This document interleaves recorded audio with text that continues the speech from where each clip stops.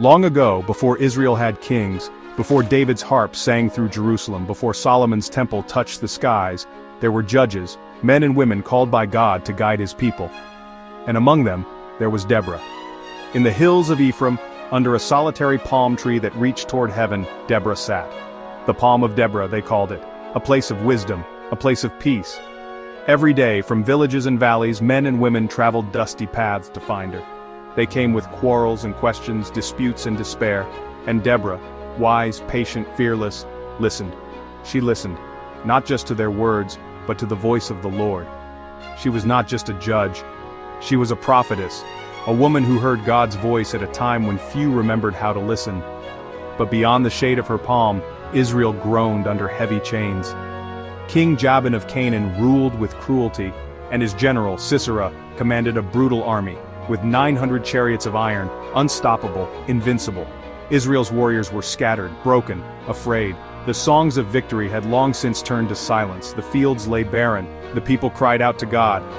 And God answered through Deborah. One morning she called for Barak, son of Abinoam, a warrior by blood, but a hesitant heart. He stood before her, dusty and worn, a sword at his side, but doubt in his eyes. Deborah, steady, commanding voice. The Lord, the God of Israel, commands you, go, take 10,000 men of Naphtali and Zebulun, lead them to Mount Tabor.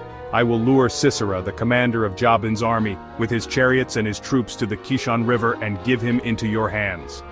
Barak, uncertain, almost pleading. If you go with me, I will go, but if you will not go with me, I will not go. Deborah, without hesitation. I will surely go with you, but know this. The honor will not be yours, for the Lord will deliver Sisera into the hands of a woman. And so it began. 10,000 men gathered at the foot of Mount Tabor, farmers, shepherds, craftsmen, men who had no shields, no polished armor, no chariots. Only faith. They looked to Barak, they looked to Deborah, and they trusted not in weapons, but in the word of the Lord. As Sisera's iron chariots roared toward them, the skies darkened. Thunder cracked across the heavens, rain poured in torrents. The mighty Kishon River swelled and raged, flooding the fields. The iron chariots, once unstoppable, were trapped in the mire, sinking into the mud. Deborah, shouting above the storm, Arise, Barak, lead your captives away, O son of Abinoam. With a mighty shout, Israel surged forward. The enemy fled before them, defeated not by human strength, but by the power of their God. Sisera, the mighty commander, abandoned his chariot and ran. On foot, desperate, he stumbled through the rain, seeking refuge. He found a tent, the tent of Jael, wife of Heber the Kenite, a seeming friend, a neutral soul. Jael, warm, inviting voice, Come, my lord, come inside, do not be afraid. Sisera entered, weary and cold. Jael covered him with a blanket. He asked for water, she gave him milk.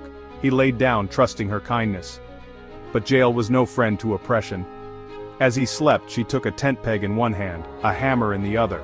And with courage few could fathom, she ended the reign of terror with a single decisive blow. Thus God fulfilled Deborah's prophecy. The mighty commander was delivered into the hands of a woman. And then Deborah sang. She sang of the mighty deeds of the Lord, of the willing hearts of the people, of Jael's courage, of the downfall of tyrants. Deborah, triumphant voice. March on, my soul, be strong. So may all your enemies perish, O Lord, but may those who love you be like the sun when it rises in its strength. And because of Deborah, because of her faith, her wisdom, her courage, the land of Israel had peace for 40 years.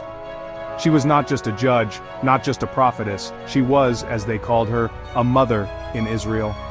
Deborah, a voice in the wilderness, a leader when leaders were few, a woman after God's own heart.